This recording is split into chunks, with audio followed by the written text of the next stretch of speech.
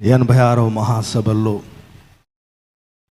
వాక్య వర్తమానాన్ని అందించడానికి అవకాశాన్ని కలిగించిన బైబిల్ మిషన్ ప్రెసిడెంట్ అయ్య గారు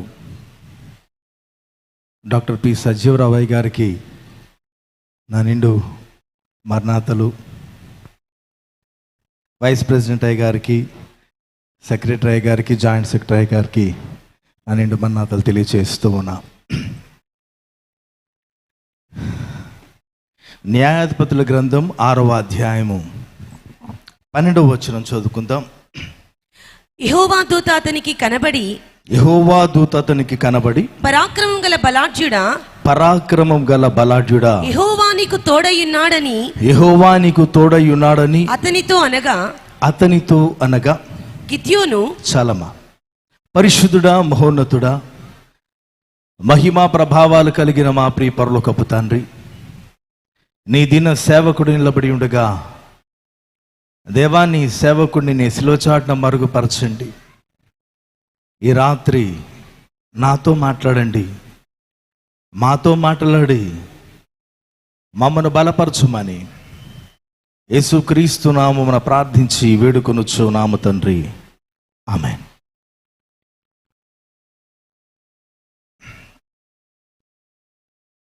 దేవుని యొక్క దూత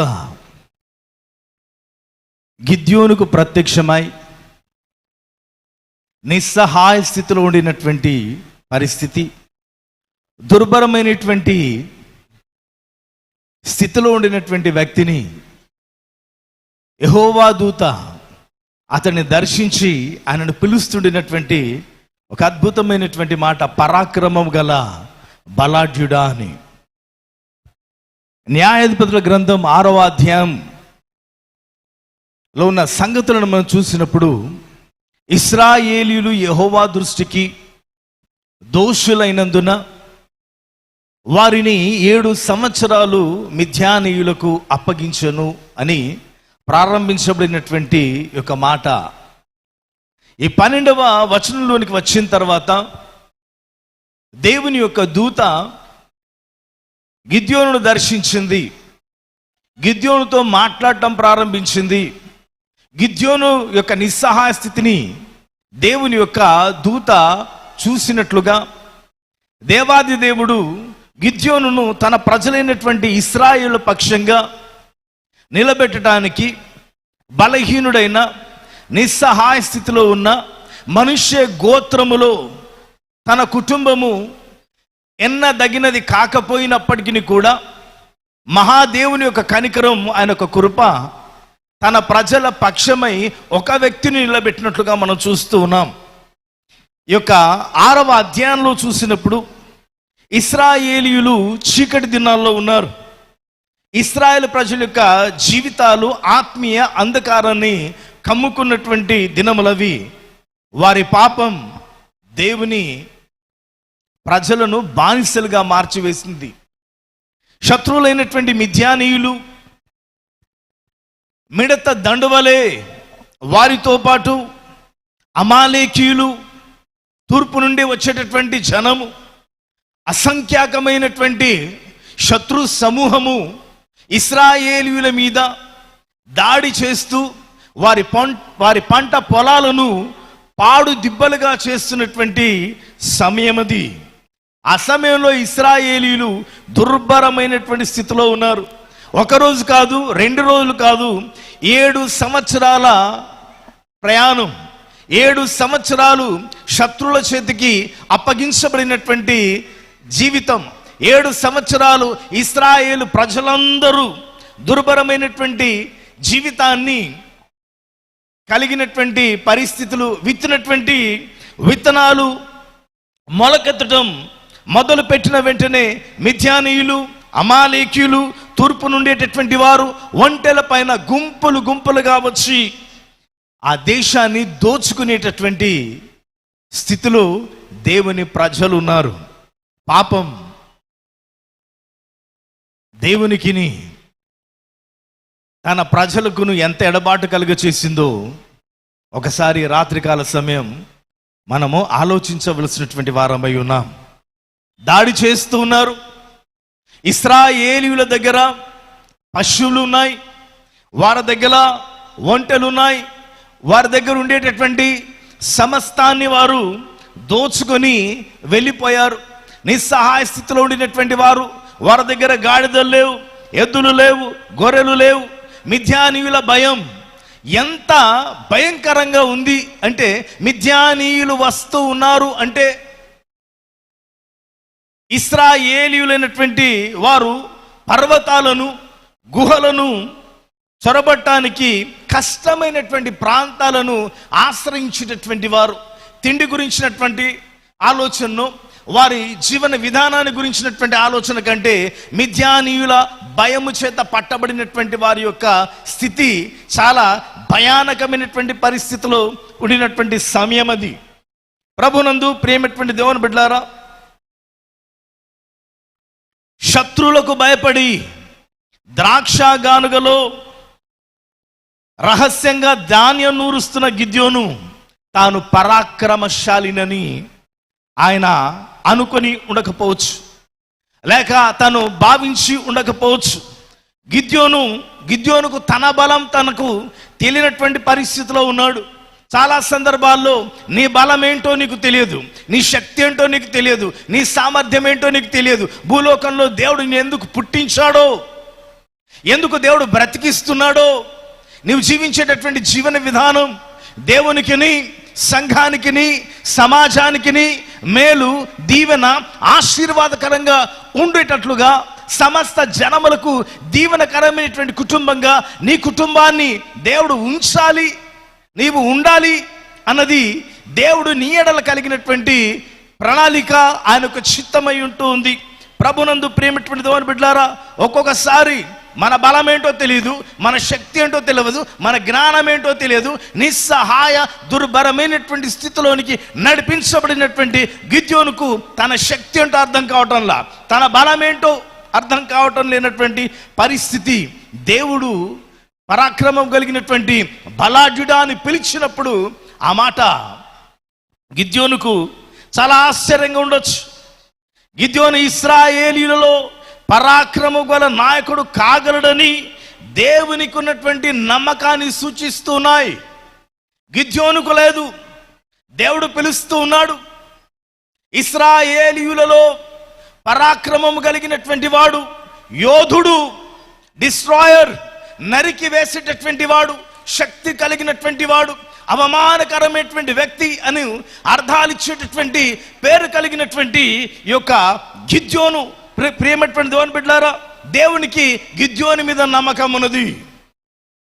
ఈ మహాసభల్లోనికి నడిపించబడినటువంటి నీ బలము, నీ శక్తి, నీ సామర్థ్యము, దేవుడు నీకు అనుగ్రహించినటువంటి కృప అనంతమైంది.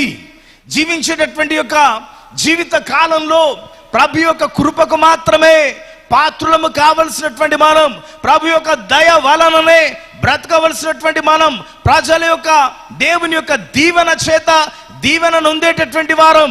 దేవుడు దీవించుచున్నాడు గనుక మనము జీవించుచున్నామన్న వాస్తవికమైనటువంటి సత్యాన్ని ఈ రాత్రికాల సమయం మహాసభల ప్రాంగణంలో ఏకీభవించుచుండినటువంటి మనకు అర్థం కావాల్సింది ఉందని దేవుని సేవకునిగా నేను మీకు తెలియచేస్తూ ఉన్నా. ఆనాటి సంగతులు నేటి మన జీవితాలకు ఆత్మీయమైనటువంటి పాఠాలుగా ఉన్నాయి. ఆనాటి వారి జీవితాల్లో ముఖ్యంగా 3 సమస్యలు ఇశ్రాయేలు యొక్క జీవితంలో ఉన్నాయి. న్యాయాధిపతుల గ్రంథం 6వ అధ్యాయము 2వ వచనంలో మొదటిది, ఇశ్రాయేలీయులు శ్రమలో ఉన్నారు, ఆనందం వారిలో లేదు, సంతోషము ఆవిరైపోయింది. మిద్యానీయుల ఆధిపత్యం దేవుని ప్రజలైనటువంటి వారి మీద ఉన్నది. వారి స్వంత స్థలములలోనే వారు దాసులుగా బ్రతుకుతూ ఉన్నారు.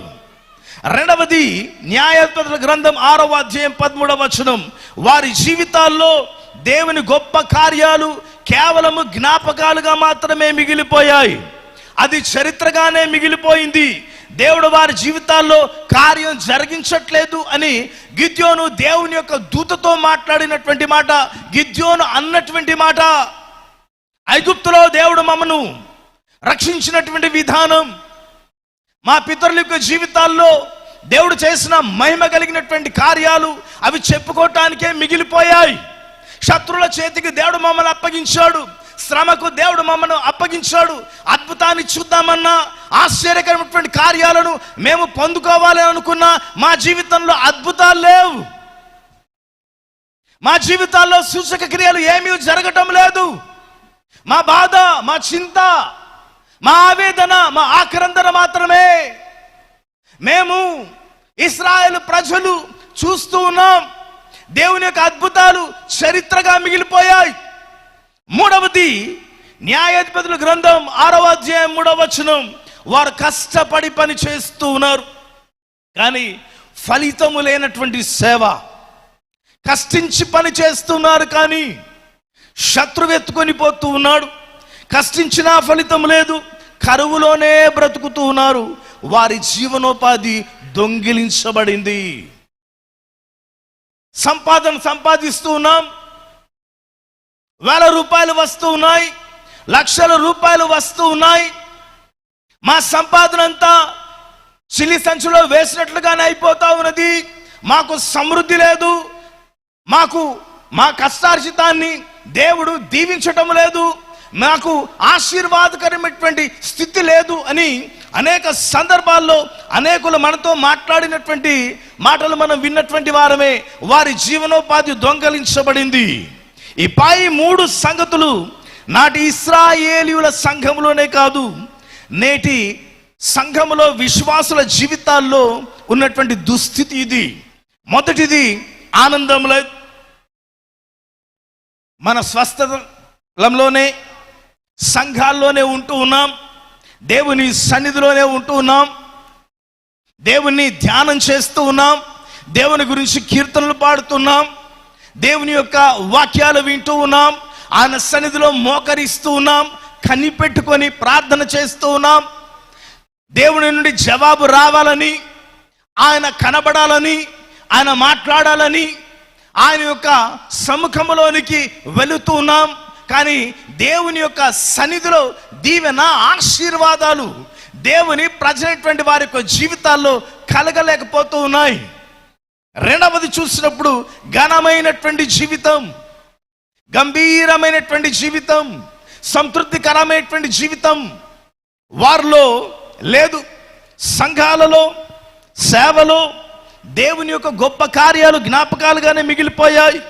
ఎప్పుడో భక్తుల యొక్క జీవితాలు మనం వింటూ ఉంటాం. దైవజనులు అద్భుతాలు చేశారు, దైవజనులు కోడి గుడ్డును పట్టుకొని ఇది పిల్లాగును గాక అని భూమి మీద వేసిన మరుక్షణమే ఆ గుడ్డు ఏమైపోయింది? పిల్లగా మారిపోయింది. అనేక రకమైనటువంటి అద్భుతాలను దైవజనుల గురించి మనం మాట్లాడుతూ ఉంటాం. దైవజనుల యొక్క జీవితాల్లో వారు చేసినటువంటి మహోన్నతమైన మహిమ కార్యాల గురించి సాక్ష్యాలు వింటూ ఉన్నాం. నేటి దినాల్లో మన జీవితాల్లో ఆ సాక్ష్యాలు అవి జ్ఞాపకాలుగా ఉండటానికి వీల్లేదు.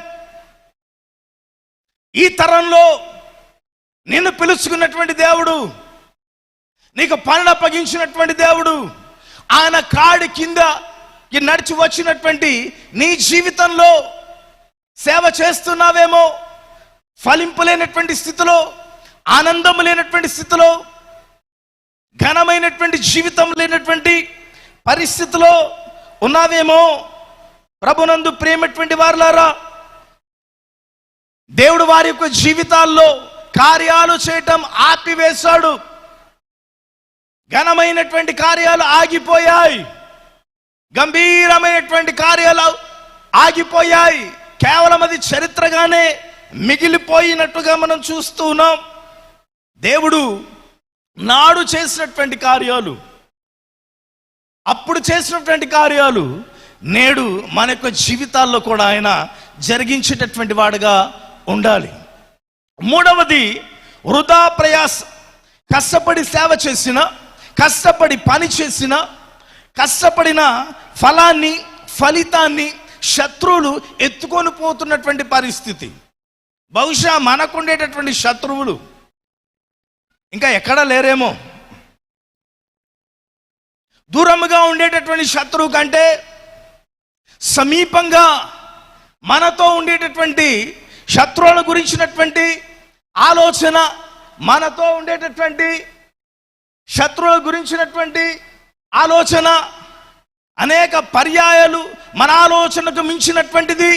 అనేక పర్యాయాలు మనకు తలంపుల కంటే ఎత్తైనటువంటి రీతిన దుష్టుడైనటువంటి వాడు పన్నాగాలు పన్ని చేసేటటువంటి ప్రతి విధమైనటువంటి చర్య అంతరంగానికి గాయాన్ని కలిగించేదిగా ఉంటుంది. అలాంటి దినాల్లో దేవుడు ఒక వ్యక్తిని లేపుకున్నాడు. అలాంటి దినాల్లో దేవుడు ఒక వ్యక్తిని జ్ఞాపకం చేసుకున్నాడు. అలాంటి దినాల్లో దేవుడు గిద్యోను లేపుకున్నాడు. లక్షలాది మంది శత్రువుల మధ్య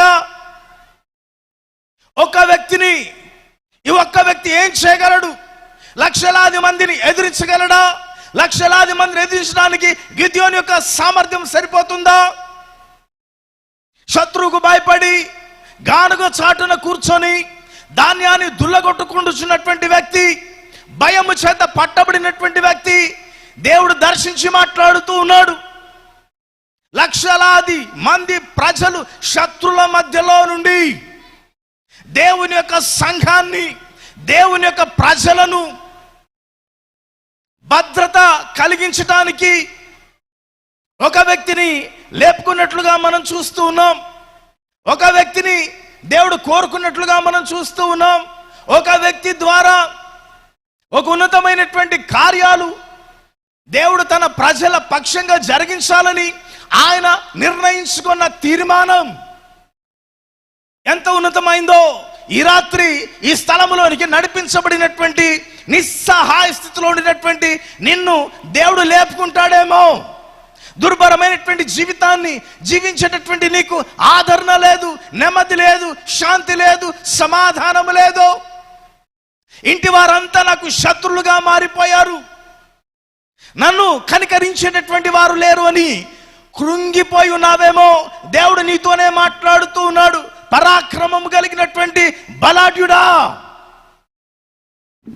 నీ కంటికి కనబడేటటువంటి కార్యాలు కాదు, నీ చెవికి వినబడినటువంటి కార్యాలు, నీ హృదయానికి గోచరము కానటువంటి కార్యాలు దేవుడు తన ప్రజల పక్షమై ఆయన జరిగించేటటువంటి వాడుగా ఉన్నాడు.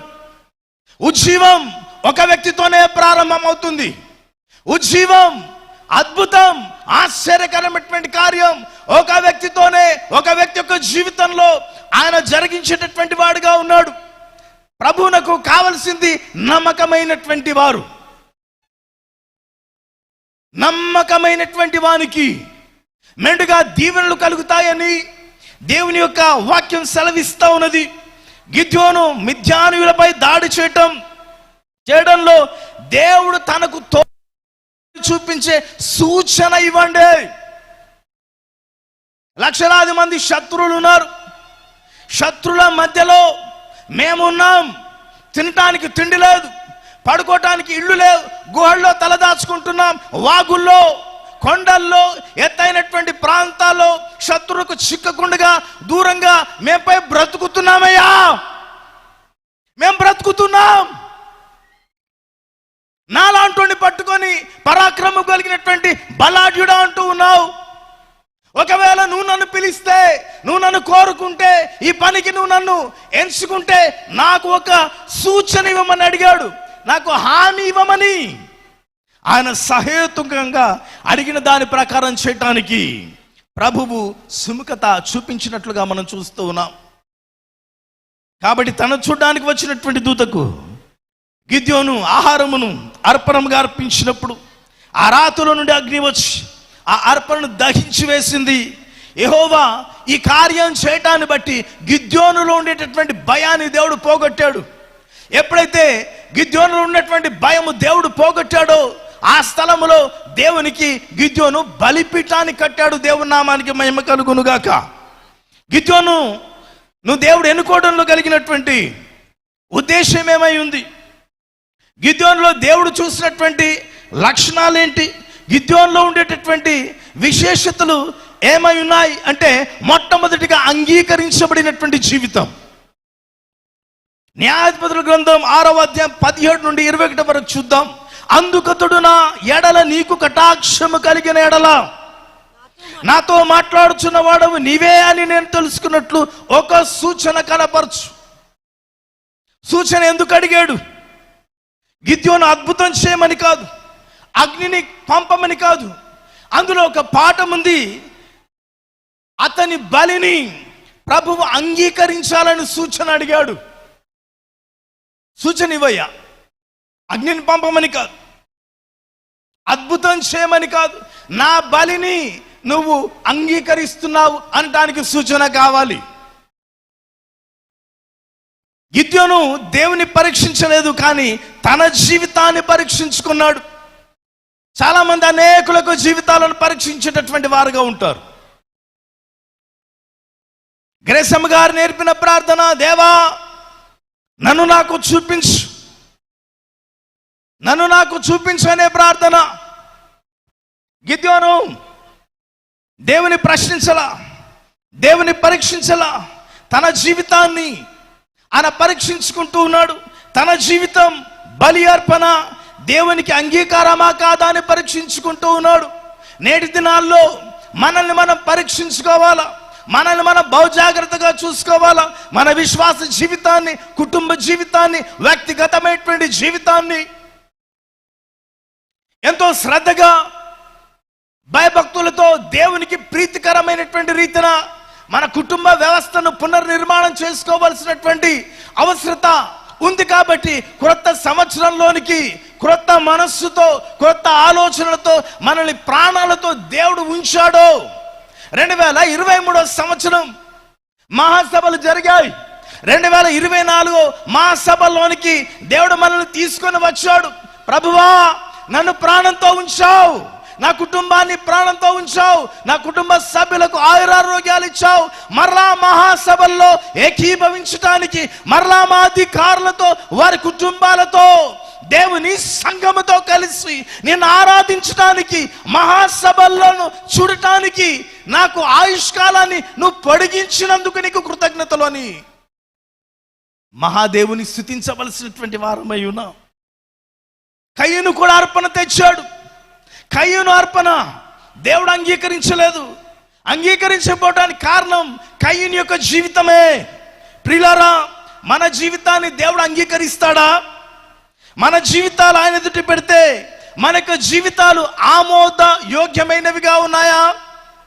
అందుకే దావీదు అంటాడు 119వ కీర్తన 23 నుండి 24 వచనంలో, దావీదు నేరుగా దేవుణ్ణి అడిగాడు, నన్ను పరీక్షించు నాయన, నన్ను పరీక్షించండి, నన్ను పరిశోధించండి, నీకు ఆయాసకరమైనటువంటి మార్గము నాకు జీవితంలో ఏదైనా ఉందేమో, ఏదైనా నిన్ను ఆయాస పెట్టేటటువంటి కార్యం నా జీవితంలో ఉందేమో నన్ను పరీక్షించమంటాడు. నీవెవరు అయినా ఆయనకు లెక్కలేదు. ఈ రోజుల్లో నన్ను పరీక్షించుమని ఆయన సన్నిధిలో నిలబడి వారు దేవునికి కావాలి.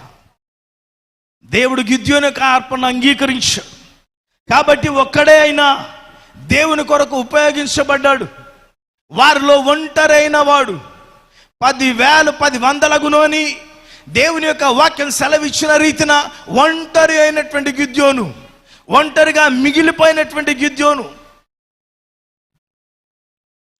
అంగీకరించబడినటువంటి, దేవుడు అంగీకరించినటువంటి జీవితం, దేవుడికి గిద్యోను అర్పించినటువంటి అర్పణ దేవునికి ప్రీతికరమైంది. కాబట్టి ఒక్క వ్యక్తిని దేవుడు ఉపయోగించుకున్నాడు. నీ రహస్య జీవితాన్ని, బహిరంగ జీవితాన్ని ఆయన స్వీకరించాలి. అలా ఉన్నాయా మన జీవితాలు? దేవుడు స్వీకరించేటటువంటి జీవితాలేనా? దేవుడు కోరుకున్నటువంటి జీవితాలా మన జీవితాలు?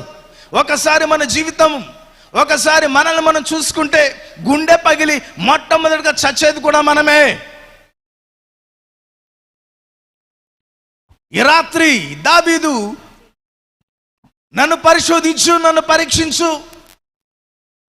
నీకు ఆయాసకరమైనటువంటి మార్గం 2024వ సంవత్సరపు మహాసభల్లో దాన్ని నేను విడిచిపెట్టుకుంటూ ఉన్నాను, వదిలివేసుకుంటూ ఉన్నాను. క్రొత్త సంవత్సరంలో క్రొత్త జీవితం నాకు కావాలి. అంతరంగ బహిరంగ జీవితాన్ని దేవుడు స్వీకరించాలి. మన జీవితాలలో ఉంటే దేవుడు నిన్ను ఎందుకు వాడుకోడు? ఎందుకు నేను ప్రజలకు దీవెన ఆశీర్వాదకరంగా ఉంచాడు? రెండవది, సాక్ష్యంతో కూడుకున్నటువంటి జీవితం. 6వ అధ్యాయం 25 నుండి 28 వచనాలు. ఆ రాత్రే దేవుడు గిద్యోనుకు ఒక సవాలు ఇచ్చాడు. దేవుని కొరకు బలిపీఠం కట్టుట మాత్రమే కాదు, తన తండ్రి కట్టిన బయలు దేవతా స్తంభాన్ని దేవుడు అంటున్నాడు, నరికివేయ్, నరికివేయ్. ఆయన మీతో చెప్పినది చేయుడి, నరికివేయమని చెప్పినప్పుడు రాత్రికి రాత్రి వేళ తండ్రి కట్టినటువంటి బయలు దేవతా స్తంభాన్ని నరికివేసినటువంటి వాడు, పిరికివాడు, నిస్సహాయ స్థితిలో ఉన్నటువంటి వాడు, ఒంటరి వాడు, భయస్థుడు, దుర్భరమైనటువంటి జీవితాన్ని జీవించేటటువంటి వాడిని దేవుడు దర్శించినప్పుడు ఆయన వాక్కు నూతనమైనటువంటి జీవాన్ని, గిద్యోనులో నూతనమైనటువంటి ఉజ్జీవాన్ని రగిలించినట్లుగా దేవుని యొక్క వాక్యం మనకు ఒక స్పష్టత గిద్యోను బట్టి ఇస్తా ఉంది. మన ఇంటిలో కూడా ఏదో ఒకటే ఉండాలి. 2 తలంపుల మధ్య, 2 ఆలోచనల మధ్య, 2 మనస్సుల మధ్య. హేరోదు ద్విమనస్కుడు, హేరోదుకు 2 మనస్సులు ఉన్నాయి. 2 తలంపులు మన ఇంట్లో ఉండొద్దు, 2 స్థలాలు ఉండొద్దు. ఖచ్చితంగా ఒక నిర్ణయానికి రాత్రికాల సమయం రావాల. మార్పు చెందిన రాత్రే తన జీవితంలో, తన ఇంటిలో లోక సంబంధమైనవి పడగొట్టబడాలి. అవి మన పితరులవైనా, మన ప్రియులవైనా వాటిని పడగొట్టగలగాలి. దేవుడు దర్శిస్తే, యాకోబుని బోకరేవు దగ్గర దేవుడు యాకోబును దర్శించాడు. యాకోబు దేవునితో పెనుగులాడుతూ ఉన్నాడు. ఒక రాత్రి దేవుడు యాకోబును దర్శించినప్పుడు యాకోబు యొక్క జీవితం ఇశ్రాయేలుగా మార్చివేయబడినట్లుగా మనం చూస్తూ ఉన్నాం. ఈ రాత్రి దేవుని యొక్క వాక్కు, ఆయన ప్రశస్తమైనటువంటి సన్నిధి నిన్ను దర్శించాలని, ఆయన స్వరాన్ని నువ్వు వినాలని, ఈ ప్రాంగణంలో ఆయన యొక్క స్వరూపాన్ని నువ్వు చూడాలని, ఆయన ముఖ దర్శనాన్ని నువ్వు పొంది మహాసభల్లో నుండి 3 దినముల తర్వాత నువ్వు వెళ్ళాలి అని దేవుని యొక్క ఉద్దేశం. అందుకే ఆయన వేలాదిగా కూడుకున్న, లక్షలాది మందిగా సమకూర్చబడుతున్నటువంటి ఈ స్థలములోనికి నిన్ను పిలిచినటువంటి ఉద్దేశము అదే. మన జీవితంలో మార్పు కలిగినటువంటి రాత్రి ఆ కార్యం చేశాడు గిద్యోని యొక్క జీవితంలో. రాత్రికి రాత్రే జరిగించాడు. ఇవి ఆలస్యం చేసేటటువంటి కార్యాలు కావు. దేవుని యొక్క ప్రత్యక్షతను పొందినటువంటి వారు, దేవుడు కోరుకున్నటువంటి వారు, దేవుడు తెలియచేసినటువంటి మాటలు, దేవుడు తెలియచేసినటువంటి సమాచారాన్ని నిర్లక్ష్యం చేసేటటువంటి వారుగా ఉండవద్దు. ఆయన చెప్పాడు, గిద్యోని వెళ్ళి చేశాడు. దేవుడు నీకు చెప్తే నువ్వు వెళ్ళాలి. నువ్వు ఖచ్చితంగా రాత్రి చెప్తే రాత్రే వెళ్ళాలి, మధ్యరాత్రి చెప్తే మధ్యరాత్రే నువ్వు వెళ్ళాలి. ఎప్పుడు దైవ దర్శనం, ఎప్పుడు దేవుడు నిన్ను దర్శిస్తాడో, ఎప్పుడు నీతో మాట్లాడతాడో, ఎప్పుడు నిన్ను తట్టుతాడో, ఎప్పుడు నిన్ను లేపుతాడో, ఎప్పుడు పని కొరకు నిన్ను పురికొల్పుతాడో, సమయమందు అసమయమందు ఆయన యొక్క కార్యాలు చేయటానికి, ఆయన యొక్క పనులు చేయటానికి ముందుకు వెళ్ళవలసినటువంటి వారంగా మనం ఉండాలని దేవుని యొక్క సేవకునిగా నేను మీకు తెలియచేస్తూ ఉన్నా. ప్రియమైనటువంటి దేవుని బిడ్డలారా, ఈ రాత్రి నేను బయలు వాడను కాను, నేను యేసుక్రీస్తు ప్రభు వాడను, నేను క్రీస్తు వాడను. ఇంతవరకు బయలు జీవితం, ఇంతవరకు బయలులో ఉండేటటువంటి బ్రతుకు, ఇంతవరకు చీకటితో నింపబడినటువంటి నా యొక్క జీవితం, ఈ రాత్రికాల సమయం దేవుడు నన్ను దర్శించాడు. నాకు వెలుగునిచ్చినటువంటి రాత్రి, నా జీవితం వెలుగుతో నింపబడినటువంటి రాత్రి. నువ్వు నిరూపించుకోవాలా లోకంలో నేను ప్రభు వాడని నిరూపించుకోవాలా. రోషము కావాలి, ప్రభు పని చేయటానికి నడుములు కట్టుకోవాలి, ఆత్మ దీపాన్ని వెలిగించుకోవాలి. ఎక్కడ పడిపోయావో, ఎక్కడ దిగజారిపోయావో, ఎక్కడ కూలిపోయావో, ఎక్కడ జారిపోయావో, తిరిగి మరలా ప్రభు చెబుతున్నటువంటి మాట, నీ గోడలను కట్టించు దినం మరలా వచ్చుచున్నదే.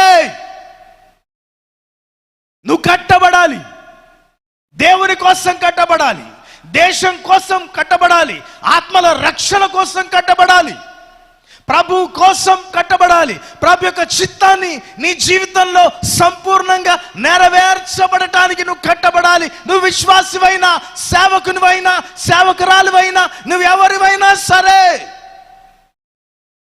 జీవించేటటువంటి సంవత్సరాలు 50 సంవత్సరాలు అయ్యాయో 70 సంవత్సరాలు అయ్యాయో తెలియదు. ప్రభునందు ప్రియమైనటువంటి దేవుని బిడ్డలారా, ఇది నానా కులం అనేటటువంటి దేవతా స్తంభాలను కూల్చివేయాలి. ఆచారాలని బలిపీఠాలు, వాక్యానికి భిన్నమైన బోధలు అనే దేవతా స్తంభాలు పడగొట్టడానికి సిద్ధంగా ఉన్నామా? మనం ప్రభువారం అని ప్రపంచానికి తెలియాలి. నోటి మాటలు కాదు, జీవితాల ద్వారా దాసులమని రుజువు చేద్దాం.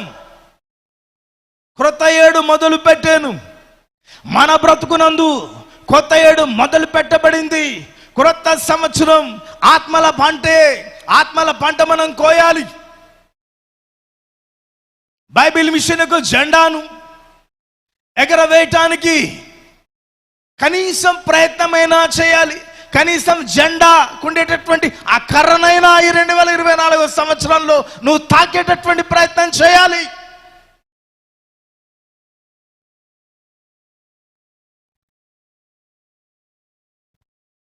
ప్రియమైనటువంటి దేవుని సంఘమా, నేటి దినాల్లో పని వారికి కొదవలేదు. విస్తారమైనటువంటి పని ఉన్నది, విస్తారమైనటువంటి పంట ఉంది, పని వారికి కొదవలేదు. కానీ ఆత్మతో నడిపించబడుచున్న వారు చాలా తక్కువ మంది. పరిశుద్ధాత్ముడు మన హృదయాల్లో కుమ్మరించబడ్డాడు, కానీ పరిశుద్ధాత్మ స్వతంత్రత కింద యంత్రం ఉండగలుగుతూ ఉన్నాం. మనుషులను సంతోషపెట్టడంలో మునిగిపోయాం. మనుషులు మనల్ని నడిపిస్తున్నది, మనుషులు, గుంపులు, కుటుంబాలు. మనం ఎవరి చేత నడిపించబడుతూ ఉన్నాం? అపోస్తల కార్యములు 6వ అధ్యాయం 10వ వచనంలో రాయబడినటువంటి మాట మనం జ్ఞాపకం చేసుకోవాలా. మనుషులకు భయపడవద్దు. స్టెఫెను ధైర్యానికి కారణం అతడు పరిపూర్ణుడు కావటమే, ఆత్మపూర్ణుడు కావటమే. స్టెఫెన్ నిర్భయంగా మాట్లాడాడు. మనం కూడా ప్రభు ప్రకటించుచున్నది నిర్భయంగా ప్రకటిద్దాం.